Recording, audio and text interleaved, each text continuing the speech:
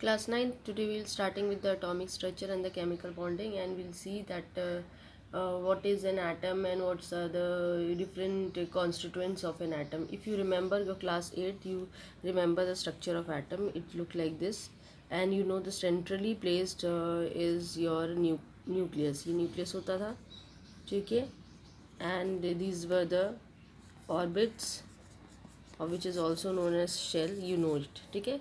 ये जो हमारे ऑर्बिट्स होते थे, it contains electrons, that also you know. तो ये जो आपको दिख रहा है वो बेसिकली आपके क्या हैं, इलेक्ट्रॉन्स हैं, ठीक है. ये जो लास्ट ऑर्बिट होता है इसको हम वैलेंस शेल या वैलेंस ऑर्बिट, ठीक है, we call as valence shell, valence orbit या valence shell, valence orbit, outermost shell या आउटर मोस्ट ऑर्बिट भी इसे कहते हैं, ठीक है.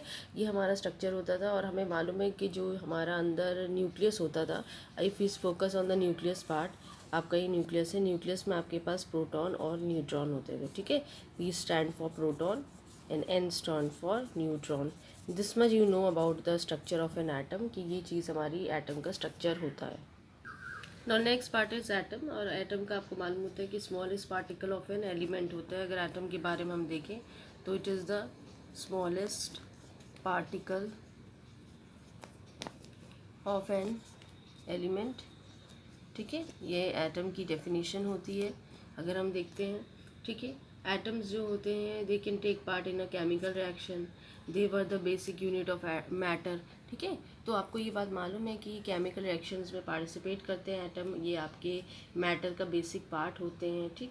एटम्स में अगर हम बात करें, ये तो एटम की डेफिनेशन होती है. फिर हमारे पास नेक्स्ट कॉन्सेप्ट आता है एलिमेंट्स का, ठीक है, कि एलिमेंट्स हमारे क्या होते हैं या एलिमेंट क्या होता है. एलिमेंट अगर आप ध्यान दें तो आपने क्लासेस में पढ़ा होगा, दे आर प्योर सब्सटेंसेस, ठीक.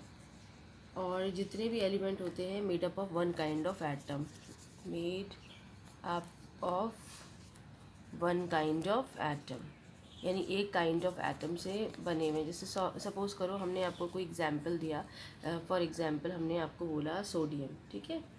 अब सोडियम जो है आपको मालूम है इसका सिंबल Na है. अब इसके अंदर जितने भी एटम्स होंगे वो किसके होंगे, सोडियम के, किसी और के नहीं होंगे. अगर ऐसे ऑक्सीजन, ऑक्सीजन का सिंबल आपको वो मालूम, ये एक एलिमेंट है, इसके अंदर जितने भी एटम्स होंगे वो किसके होंगे, ऑक्सीजन के एटम्स होंगे. ये बात आपको ध्यान देनी रखनी है, ठीक है.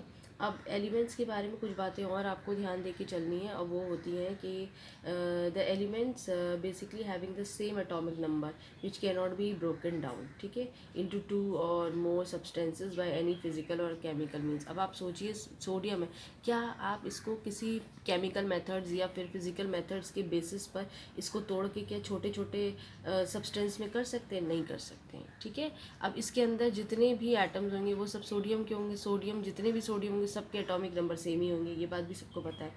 अब ये एटम्स को सीन क्या है कि एटम्स में होता क्या है, एटम्स की बातें, अगर इसके अंदर तो एटम है ना, सोडियम एक एलिमेंट है, इसके अंदर एटम्स है. तो अगर हम एटम्स के बारे में लेके चले कि what does an atom consist, you know that atom is contains सब एटॉमिक पार्टिकल्स. तो एटम्स के अंदर सब एटॉमिक पार्टिकल्स होते हैं, और वो कौन कौन होते हैं, you know it very well. Proton, electron, अभी हमने आपको दिखाया है, electron and neutron. These are the subatomic particles of an atom, ठीक है. नेक्स्ट आता है हमारे पास न्यूक्लियस. न्यूक्लियस के अंदर हम पहले ही बता चुके हैं प्रोटॉन और न्यूट्रॉन जो होते हैं वो प्रेजेंट होते हैं. न्यूक्लियस जो होता है सेंटर ऑफ द एटम होता है ना, हमने पीछे डायग्राम देखा था कि सेंट्रल प्लेस हमारा न्यूक्लियस होता था, उसके अंदर प्रोटॉन और न्यूट्रॉन होते थे. अब ऑर्बिट्स या शेल को क्या कहते हैं, ये एक वो इमेजिनरी पाथ होता है जहाँ पे इलेक्ट्रॉन्स रिवोल्ट करते हैं, यानी मूव करते हैं ना. आपको मालूम है ना ये एटम था, और ये आपका ऑर्बिट्स होते हैं. इसके अंदर इलेक्ट्रॉन्स क्या हैं, चारों तरफ इसके घूम रहे. एक इलेक्ट्रॉन मैंने बनाया है तो ये क्या है, इसके चारों तरफ रिवोल्व कर रहे हैं, ठीक है. तो ये चीज़ आपकी क्या थी, ऑर्बिट्स थी. अब हमारे पास कुछ हमें ध्यान देना है, कुछ स्टैंडर्ड्स हैं इन सब चार्जेस के, वो ध्यान देना है. नाउ वी आर सीइंग दी सब एटॉमिक पार्टिकल्स. अभी आपने देखा प्रोटॉन, इलेक्ट्रॉन, न्यूट्रॉन. ये प्रोटॉन और न्यूट्रॉन जो है न्यूक्लियस में प्रेजेंट है, और ये आपके ऑर्बिट में.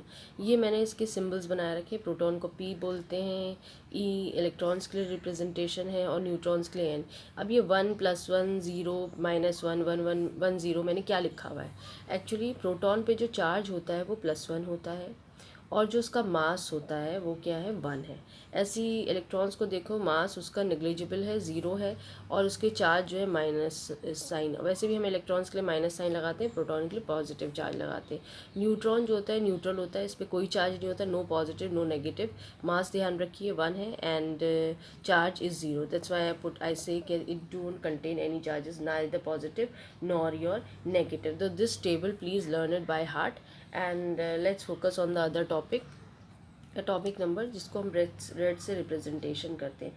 अब एटॉमिक नंबर एक्चुअली होता है कि आप हमेशा एटॉमिक नंबर को आप किसी से भी रिलेट कर सकते हैं।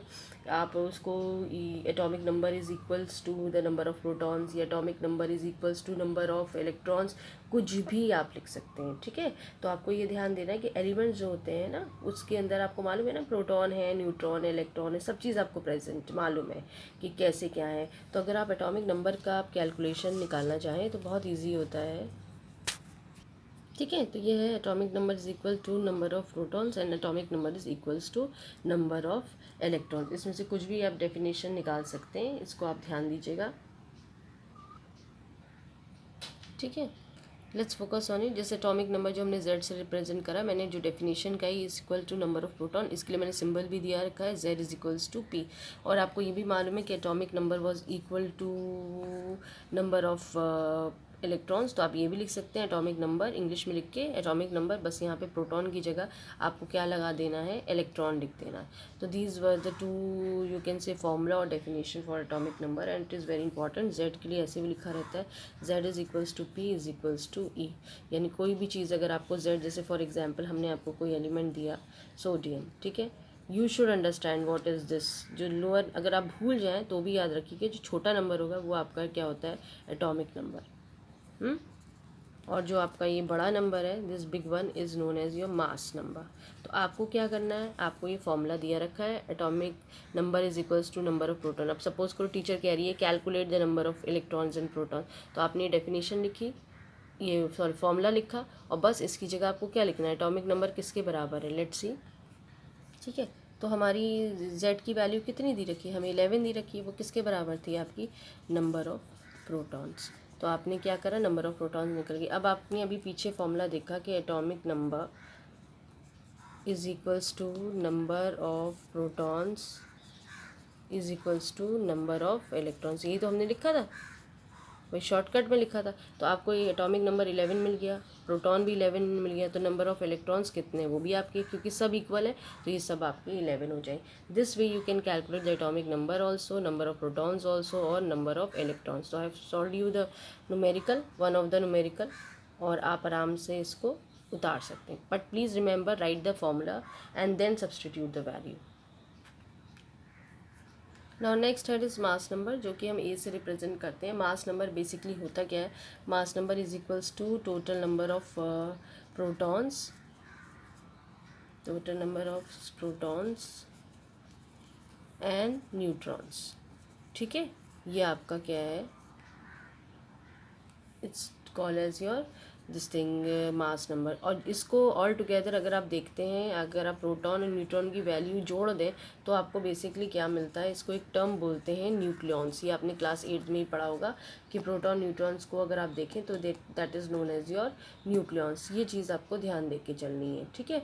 अब आपके पास मालूम है कि मास नंबर, आप जानते हैं कि मास नंबर जो होता है वो बेसिकली किसके बराबर होता है। जो मास नंबर, एक तो पहली बात, जो भी मास नंबर की वैल्यू होनी चाहिए वो आप है ना, हम लोग जो नंबर बोल रहे हैं तो हम होल नंबर्स वैल्यू यूज़ करते हैं, क्योंकि it is a number, we are not using in decimal. और हम इसको मानते हैं कि मास नंबर जो है एक होल नंबर है, और वो उसकी जो वैल्यू अप्रॉक्सीमेट एटॉमिक मास के बराबर होनी चाहिए, जो कि एक एटॉमिक मास यूनिट, उसके लिए एक यूनिट दी गई है, ठीक है। ये थोड़ा सा ध्यान दे के चलना है। एक्चुअल में होता क्या है कि जो मास नंबर होता है आपके पास, जो एक्चुअल एटॉमिक मास जो होता है, जैसे कोई भी आपके पास, अब जैसे ये है, ठीक है, आपने ये बात कही रखी है, ये पर्टिकुलर एक एलिमेंट है, उसका एटॉमिक नंबर अब तो पता चल गया ना, this is atomic number, this is mass number. तो हम जो बात कह रहे हैं मास नंबर जो होगा वो होल नंबर, देखो होल नंबर में दिख रहा है। एक्चुअल में हर एक एटम का जो होता है वो एटॉमिक मास होता है। और क्या होता है, जो मास नंबर होता है वो आपका कंपैरिजन टू जो एटॉमिक मास होता है किसी भी एटम का, एग्जैक्ट एटॉमिक मास होता है उससे कम होता है। ये बात थोड़ा आपको ध्यान दे के चलें, क्योंकि वो क्या क्यों कम होगी, क्योंकि ये हाँ डेसिमल का सीन होता है। सपोज़ करो कोई वैल्यू उसमें डेसिमल दिया रखा है, सपोज़ करो जैसे वो है आपका हाइड्रोजन है, तो हाइड्रोजन की 1.008 होता है एटॉमिक मास, ठीक है। तो और वैसे अगर जो हाफ देखते हैं वो 1H1 देखते हो, तो ये देखिए जो मास नंबर है 1 है, और यहाँ पे जो एटॉमिक मास क्या है 1.008, तो ये बड़ा हुआ ना 1 से बड़ा हो गया। 1 खाली 1 है, वरना 1 को अगर आप डेसिमल में देखिए तो ऐसे दिखेगा, तो it is big, atomic mass is big. तो this thing you have to make it point कि एटॉमिक मास आपका डेसिमल में भी हो सकता है, और वो क्या होता है, वो it has a bigger value to comparison to mass number, और मास नंबर जो है आपका होल नंबर्स में होता है। These things you have to keep it in your mind. Now we are focusing on it. जैसे हमारे पास फ्लोरीन है, और इस फ्लोरीन पे आप ध्यान देके चलेंगे, फॉर एग्जांपल कि फ्लोरीन का एटॉमिक नंबर जो है वो आपको 9 दिया रखा है, और नंबर ऑफ़ न्यूट्रॉन्स जो हैं उसमें 12 दिया रखा है। आपको कैलकुलेट करना है इलेक्ट्रॉन्स, प्रोटॉन और मास नंबर, ये आपको ध्यान देके चलना है। अब सपोज़ करो this way you can easily calculate कि क्या करना है आपको। आप सबसे पहले लिखिए अपने आंसर्स में कि आपको क्या गिवन है। Atomic number they have given you, atomic number is how much 9, ठीक है। And number of neutrons they have given you 12। अब ये आपको इलेक्ट्रॉन्स निकालना है, प्रोटॉन्स आपको निकालना है। आपके पास फॉर्मूला है निकालने का एटॉमिक नंबर से, एटॉमिक नंबर Z जो है वो equals to number of protons is equals to number of electrons, ठीक है।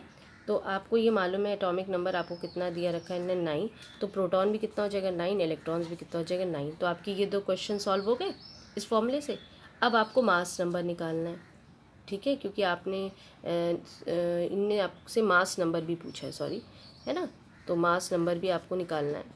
तो मास नंबर निकालने के लिए आप पहले मास नंबर का फॉर्मूला लिखिए। Mass number is equals to A होता है, जो कि होता है आपका number of protons plus number of neutrons, ठीक है। अब प्रोटॉन और न्यूट्रॉन्स को, अब जो प्रोटॉन आपके पास है कितना है दिया रखा है यहाँ पर 9, और न्यूट्रॉन आपको कितना दिया रखा है इन्हें 12, ठीक है। नाउ ऐड इट, जब आप इसे ऐड करोगे तो आपके पास आ जाएगा,